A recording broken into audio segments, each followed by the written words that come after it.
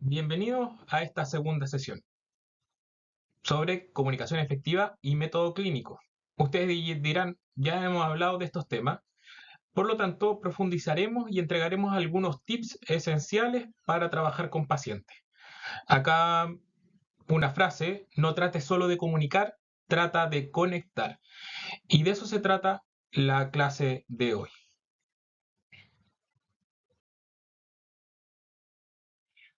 ¿Cuáles son los objetivos de esta clase? Comprender la importancia de la comunicación efectiva, que ya hemos recalcado en otras sesiones, la importancia que tiene para la relación médico-paciente, identificar estrategias para mejorar la comunicación y la recolección de información, aplicar técnicas de anamnesis dirigida por hipótesis y desarrollar habilidades que pueden ayudarnos a una comunicación efectiva y conectar con nuestro paciente.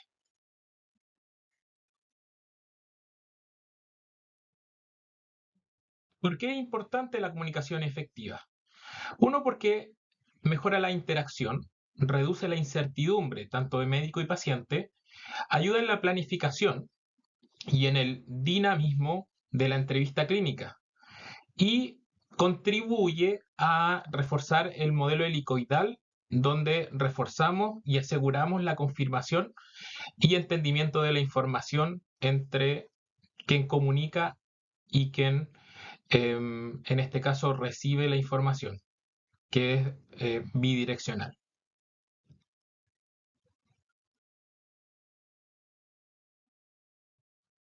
Probablemente han tenido varias clases sobre comunicación efectiva y han visto en otras sesiones, también como en simulación, el modelo de o la guía de Calgary-Cambridge respecto a la comunicación efectiva. Y en este modelo está cómo se estructura una entrevista clínica desde el inicio de la sesión, la recopilación de información, el examen físico, la explicación y planificación y el cierre de la sesión, en donde de forma paralela vamos generando una estructura de la consulta y construyendo una relación.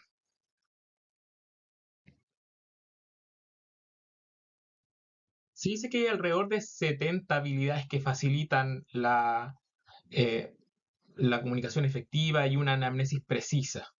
Y esto requiere obviamente de la práctica deliberada, tanto en simulación como con pacientes reales. Por eso hay muchos modelos de comunicación clínica y la mayoría ahonda en ciertos conceptos, como una declaración inicial del paciente, una identificación de una lista de problemas, acordar una agenda con el paciente, explorar cada síntoma, em, acordar entre paciente y médico si hay un acuerdo sobre la definición de los síntomas, recopilar datos de cada síntoma mediante preguntas abiertas y hacer preguntas cerradas cuando necesitamos detallar algo en específico. También requiere de habilidades como una escucha activa o escucha atenta, la captación de señales, explorar información relevante del paciente y asegurar que se han abordado todas las preocupaciones del paciente para generar la representación del problema, hacer una explicación y planificación al término y valerse de la toma de decisiones compartidas. Todas estas, algunas habilidades y procesos del modelo de comunicación son adaptados del modelo de Calgary-Cambridge.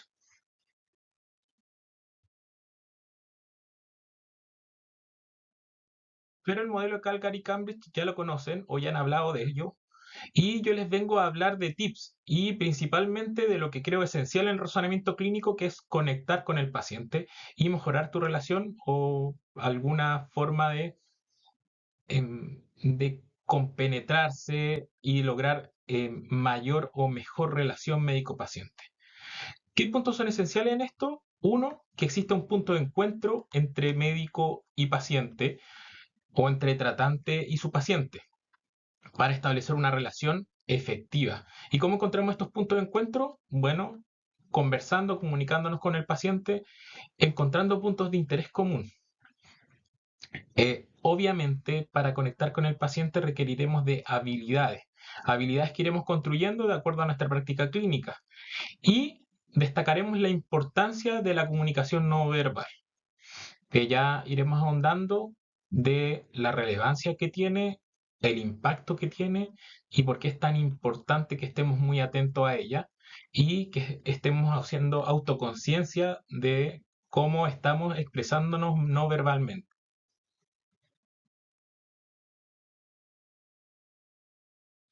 Entonces, la clase de hoy enfatiza en esto, en las habilidades para conectar con nuestro paciente y tener una comunicación efectiva.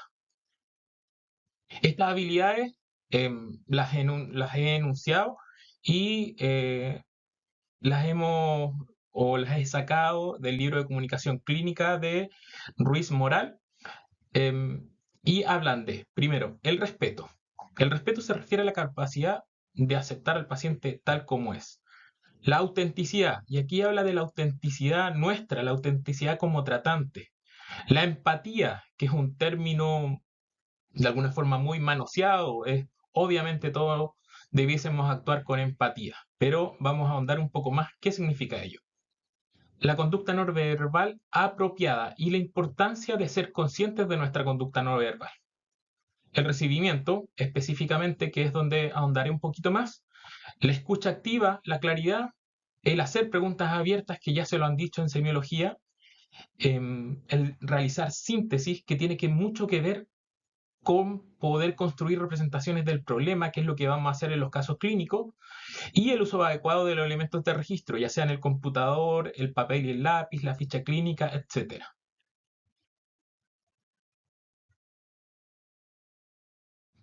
Entonces, iniciemos por el concepto de respeto, que se refiere a la capacidad de aceptar al paciente tal y como es. Y esto tiene que ver con que debemos estar abiertos a aceptar los puntos de vista, las emociones y los sentimientos del paciente sin hacer juicios de valor propio respecto a nuestros propias emociones o nuestras propias experiencias.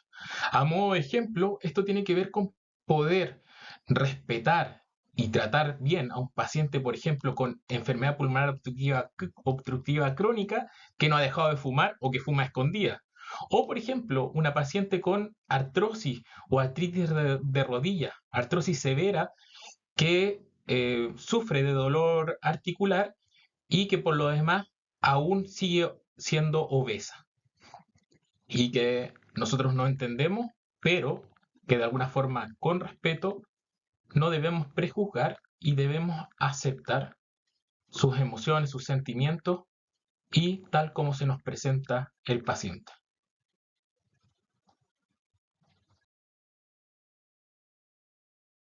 Punto importante para lograr conectar con nuestros pacientes es la autenticidad. Es el ser nosotros mismos. El ser nosotros mismos en una relación médico-paciente a pesar de que estamos ejerciendo nuestro rol profesional. Y cuando digo ejerciendo nuestro rol profesional, esto tiene mucho que ver con capturar o ir formando nuestra identidad profesional. Y nuestra identidad profesional se va a ir forjando a lo largo de la experiencia. Vamos a ir tomando ciertos ejemplos, ciertas formas de actuar de nuestros docentes y maestros, tanto en ese sentido rol modelo de buenos y malos ejemplos de lo que haría o lo que no haría, y vamos a ir forjando cómo debemos comportarnos como médicos en nuestro rol profesional. Pero sin embargo, debemos de alguna forma mostrar nuestra propia autenticidad, o sea, lograr ser nosotros mismos en ese rol profesional. Esto tiene que ver con ser claros con el paciente en lo que yo sé y lo que no sé, en la capacidad de en qué lo puedo ayudar y también en qué podemos resolver, en negociar, por ejemplo, cuando tenemos un tiempo limitado, el plan o los problemas a resolver a futuro. Y también tiene mucho que ver en la autenticidad con demostrar un real interés por resolver el problema del paciente. Obviamente, mientras menos experimentado y menos experiencia clínica tenemos, esto se hace aún más un desafío, dado que durante el proceso de enseñanza o durante nuestros años como estudiantes, como residentes e incluso em, como especialistas recién egresados, estamos todavía definiendo nuestra identidad profesional y vamos todavía tomando alguno que otro ejemplo a seguir o a no repetir.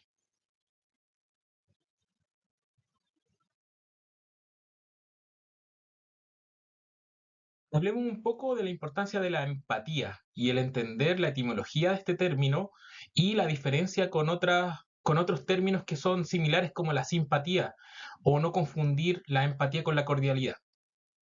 Se dice que este término habría sido acuñado, utilizado en su definición actual por Titchener en 1909, donde a través de, valiéndose de la etimología griega de éfaton, que es la cualidad de sentirse dentro de o compenetrarse, habría sido utilizado como se ocupa en la actualidad. Pero con mucha anterioridad, filósofos y pensadores antiguos ya señalaban la necesidad de ponerse en el lugar del otro para ser buenos ciudadanos. La empatía, por tanto, es de alguna forma darse cuenta y entender las emociones y sentimientos de mi paciente. Y además de darme cuenta, es hacerle ver que lo entiendo yo verbalmente y también no verbalmente. No confundir empatía con cordialidad, como minimizar el problema de mi paciente. O sea, me doy cuenta que hay una emoción y le digo, tranquilo, no se preocupe, si ya se va a mejorar. Eso es ser cordial, no empático. O no confundir con la simpatía, que es la respuesta muchas veces que pudiese ser un poco más inconsciente o automática de identificar la emoción o ver la emoción y sentir la misma emoción uno. O sea, si mi paciente se pone triste, yo ponerme triste con el paciente.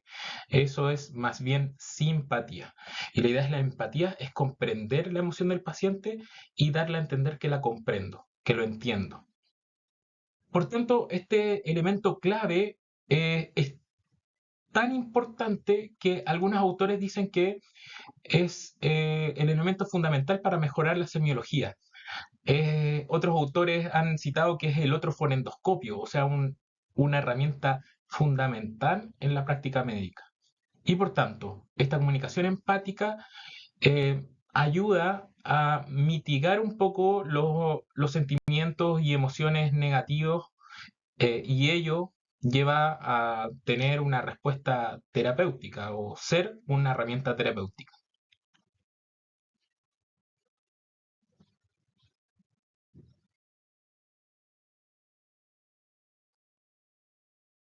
Le he agregado en esta diapositiva algunos tips respecto a lo que se habla del proceso empático.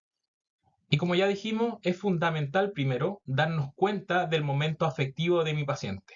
O sea, estar atento a las señales, estar de alguna forma presto a poner atención a mi paciente.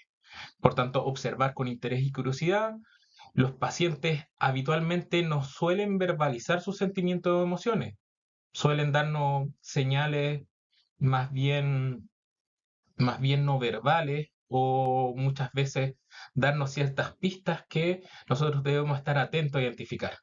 Y una vez que las identificamos, debemos tratar de entender y apreciar de una forma sensible la existencia de esa emoción. ¿Cómo podemos de alguna forma demostrar ello? Es confirmando la emoción. Podemos parafrasear, por ejemplo, o clarificar si es que lo que está pasando o lo que estoy viendo o estoy observando en mi paciente es una emoción específica y intento definirla para de alguna forma comunicárselo y preguntarle si o señalarle si estoy en lo correcto, de alguna forma definir la emoción observada. Comunicárselo a mi paciente de una forma comprensiva y eso de alguna forma ayuda a legitimar lo que le está sucediendo al paciente. Aporta además a la aceptación del proceso y valida por lo demás sus sentimientos. De alguna forma genera cierto grado de entendimiento en el paciente. ¿Y qué es lo que puedo hacer luego de eso? Es ofrecerle como médico mi apoyo y ayuda en lo que pueda ser útil en su proceso de salud y enfermedad.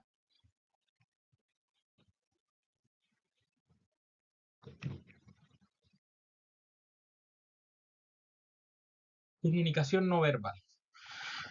La importancia. 60 al 93% de la comunicación es comunicación no verbal, así que la importancia es fundamental. Y además, nuestra propia conducta no verbal está estrechamente relacionada con nuestra autenticidad, que era parte fundamental o uno de los tips para lograr conectar con mi paciente, y está también relacionada con la credibilidad de lo que decimos y de la confianza que inspiramos a nuestro paciente. Por tanto, es fundamental que de alguna forma hagamos introspección, es fundamental que hagamos autorreflexión sobre cómo nos expresamos de forma no verbal ante nuestros pacientes. Elementos clave, obviamente, y que ya han visto en clases de semiología, de comunicación efectiva, son el contacto visual, las expresiones faciales que realizamos, la postura corporal que tomamos tanto al inicio como durante el desarrollo de la entrevista, los gestos y movimientos que realizamos, ya sea con nuestra cara o con nuestras manos, cuidado con las caras de preocupación eh, o, em, o de acuerdo al pronóstico o a una mala noticia, como se lo mostramos de forma no verbal a nuestro paciente. El tono y la modulación de la voz también son parte fundamental de todo este lenguaje no verbal. Y el impacto que tiene, obviamente, influye en la percepción de empatía de mi paciente y en mis competencias y habilidades de la comunicación efectiva. Estrategias que son obvias y que son tips fundamentales son mantener el contacto visual con el paciente, usar expresiones faciales que sean adecuadas. Si es, por ejemplo, estoy molesto con algo por mi paciente anterior, la verdad es que debo resolver ese problema y mostrarme de algún modo cordial con, con una expresión facial que sea acorde a recibir un nuevo paciente. Debo ajustar, obviamente, también la postura para mostrar interés y comprensión, perdón. Que esto significa que, por ejemplo, esté abierto a escuchar y que de acuerdo a lo que me está contando mi paciente también muestre interés por ello.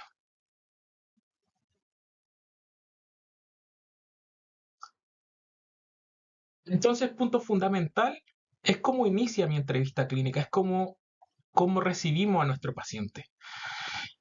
Y esto es fundamental para poder conectar con él. Yo habitualmente lo que hago es salir a recibir a la puerta al paciente y ofrecer mi mano para un saludo, ofrecerla, mi mano, estirarla y esperar si el paciente se acerca a saludarme. Puntos fundamentales en el recibimiento. El recibimiento debo estar preparado para recibir y poner toda la atención al problema de mi paciente. Por tanto, para prepararme, debo haber cerrado la consulta anterior. Debo haber atendido mis propias necesidades, por ejemplo, si estoy abrumado con alguna otra cosa, o si, por ejemplo, me están mandando mensajes al teléfono por WhatsApp, debo haberlo resuelto y preparar lo necesario para recibir de la mejor forma a mi paciente. Ello, por ejemplo, tiene que ver con que, por ejemplo, si mi paciente viene a un control, yo revise la ficha clínica antes y sepa que viene a control, para que de alguna forma lo salude de forma grata y le cuente cómo seguimos o cómo ha estado desde la última consulta que lo vi. No, por ejemplo, que lo trae a consultar, si es que ya lo vi en un control previo, el paciente de alguna forma se va a sentir como con una menor preocupación de su tratante y por tanto con un recibimiento no tan grato. Importantísimo, saludar, el contacto físico, el contacto visual, sonreír, llamar por el nombre al paciente.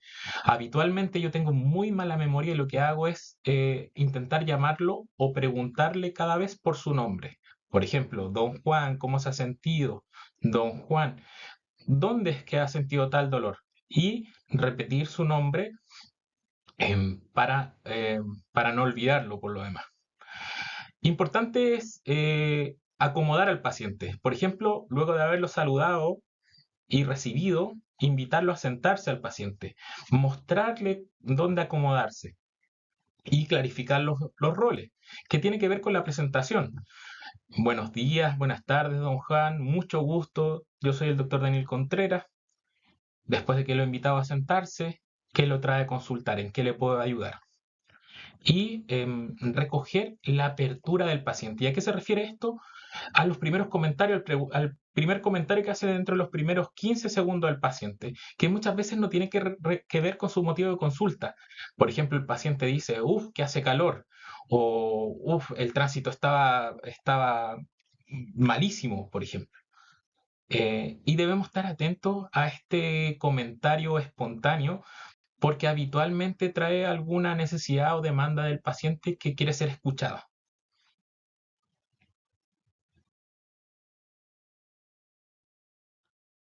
Barreras que impiden la comunicación efectiva y el conectar con el paciente son que lo interrumpamos frecuentemente. Y se dice que antes de los 11 segundos habitualmente hemos interrumpido la, la consulta espontánea o el relato espontáneo de mi paciente.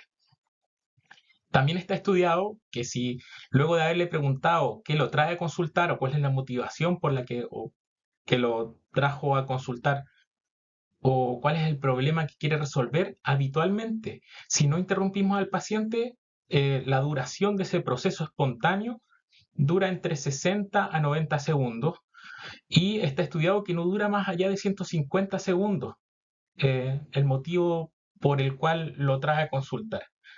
Por tanto, intentemos no interrumpirlo en esta primera fase de esta pregunta abierta, donde nos contará cuáles son sus motivaciones. Es importante además darle pie a si hay otras preocupaciones o otros motivos de consultas por el cual quiere que lo atendamos. Barreras, como sale en esta diapositiva, evitar interrumpirlo frecuentemente, evitar usar jerga médica muy especializada. La otra barrera es la falta de empatía y otra barrera es el tiempo limitado que podemos tener.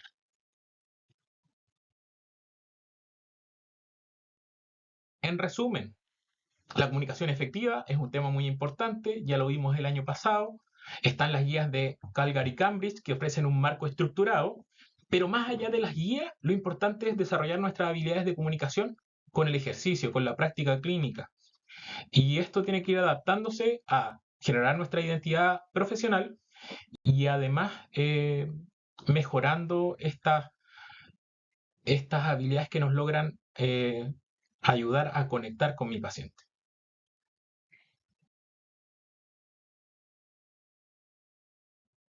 Entonces pasemos a solo recordar qué es el método clínico y la representación del problema, que es la segunda parte sobre lo que vamos a ahondar en esta clase. Y recuerden que el método clínico es todo el proceso mediante el cual obtenemos la historia, el examen físico, interpretamos test diagnósticos, razonamos y compartimos la toma de decisiones. Y esto se vale de una observación cuidadosa, una adecuada obtención de la información, una correcta realización de maniobras físicas, una generación de una hipótesis diagnóstica, cómo reconocer que cada pieza de información eh, se entrelaza o se relaciona con esto y cómo tratamos de confirmar o descartar esa hipótesis mediante ya sea exámenes complementarios o, por ejemplo, imágenes, laboratorio, etcétera.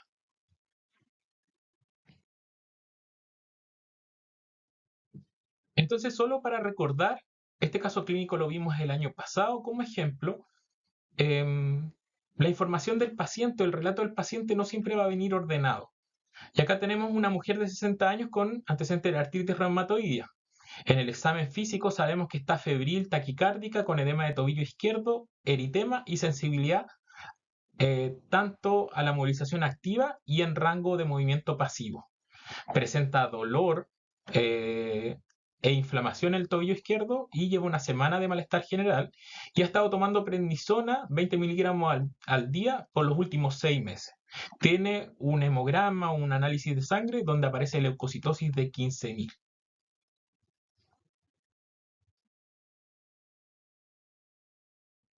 Entonces debemos recordar que el método clínico inicia por el motivo de consulta y esto es lo que mueve al paciente a acudir al médico e incluye todas sus preocupaciones, emociones y sentimientos. Y tenemos que recordar también que la anamnesis, que ya nos dijeron en semiología, una buena anamnesis involucra el 60-80% del trabajo del proceso diagnóstico. Y si incluimos a ello el examen físico, podemos llegar hasta un 70 a un 90%. Recordemos nuevamente que tendemos como médicos a interrumpir en los primeros 11 o 18 segundos, a los 16,5 y luego a los 23 segundos. Eh, por tanto, démosle tiempo a nuestro paciente con una pregunta abierta de que nos cuente cuál es la motivación por la que viene a consultar. Y si viene por alguna otra consulta o si hay algún otro tema que tratar, para que desde un inicio sepamos si debemos negociar qué cosas podemos o alcanzamos a tratar. Importante, adecuarse al lenguaje del paciente, recordar que los pacientes pueden que tengan más de un motivo de consulta y iniciar siempre con una pregunta abierta sin interrumpir en el proceso inicial.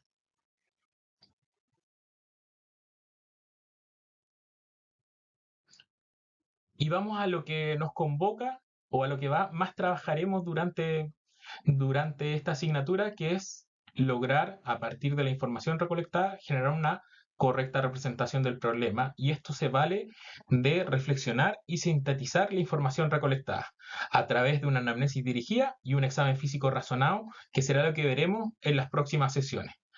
¿Cómo se hace ello? Logrando obtener una o dos oraciones que definan completamente el caso.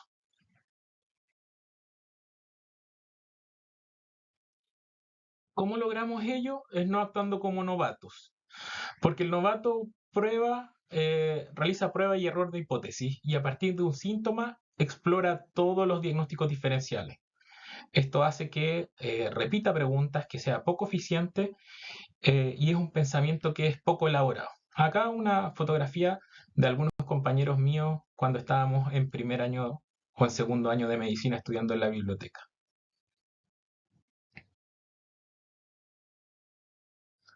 Recordemos que el experto, en cambio, logra generar buenas representaciones del problema. Y esto tiene que ver con lograr hacer una red de conocimiento en base a guiones de enfermedad y en base a ocupar calificadores semánticos que se llama abstracción semántica de Bordach, que lo que hacen es que ocupamos un término como una especie de palabra clave que nos permite abrir ciertas carpetas en nuestra mente y además generar un árbol de decisiones que ocupa más o menos las ciencias básicas y la fisiopatología.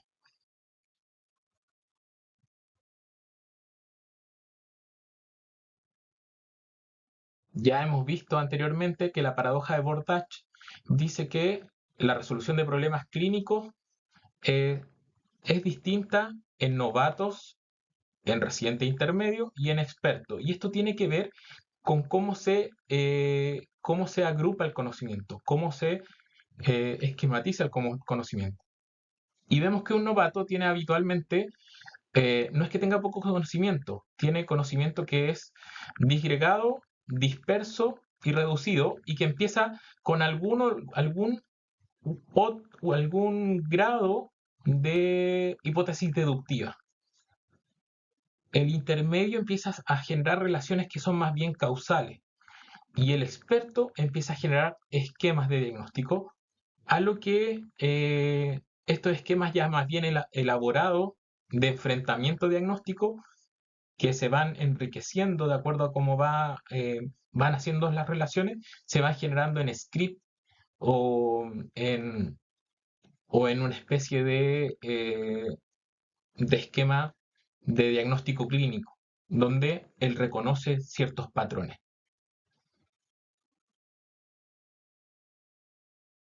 Recordemos la importancia de los calificadores semánticos y cómo estas palabras, por ejemplo, traducir un relato en paciente en un síntoma o en un calificador que nos dice que esto es proximal o distal o que esto es crónico o agudo, puede ayudarnos mucho a generar buenas representaciones del problema.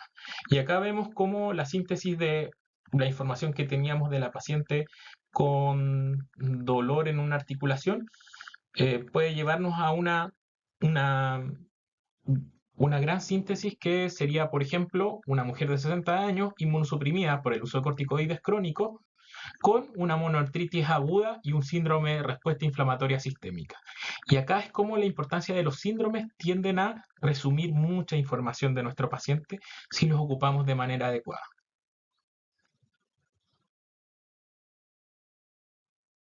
Ya hemos visto esto, el método y las 4 preguntas que debemos responder al presentar un paciente o al hacer la representación del problema. De quién es nuestro paciente, cuándo o cuánto tiempo lleva de enfermedad, cuál es su presentación clínica, o sea, cuál es el síndrome definitorio de esta representación del problema y cuál es el mecanismo causal o fisiopatológico de esto.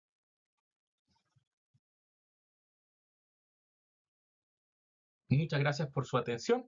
Las referencias de comunicación clínica y relación médico-paciente son del libro de Ruiz Moral.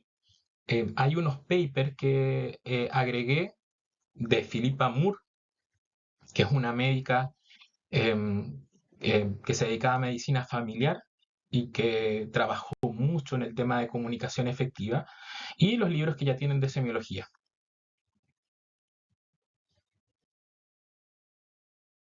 Muchas gracias por su atención y recuerden los canales de difusión, así como la comunidad donde estamos subiendo las clases y el material de estudio. Nos veremos en la próxima sesión.